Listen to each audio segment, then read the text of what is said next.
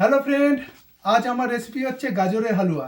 যদি আপনারা গাজরের হালুয়া আপনাদের ঘরে বানাতে চান তাহলে আমার এই ভিডিওটা প্রথম থেকে লাস্ট অবধি স্কিপ না করে পুরোটা দেখবেন। প্রথম গাজরটাকে আগে আমি কড়ার মধ্যে ভেজে তার যত জলগুলো সেটা আমি শুকিয়ে নেব। বন্ধুরা, এবার আমি ঘি দিচ্ছি গাজরের মধ্যে।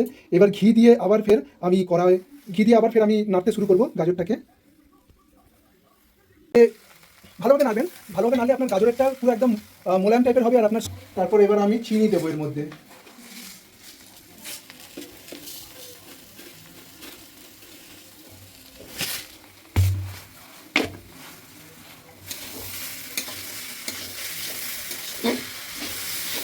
এরপর আমি দুধ অ্যাপ্লাই করবো গাজরের উপরে। দুধটা দিয়ে দিলাম। এবার দুধটাকে ভালোভাবে আমি শোকাবো।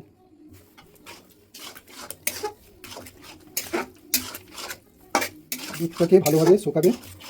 তারপর যখন শুকিয়ে যাবে তারপর খোয়া ক্ষীর আমি এর মধ্যে দেবো, কাজু কিশমিশ দেবো, আর পুরো হালুয়া, গাজরের হালুয়া রেডি হয়ে যাবে।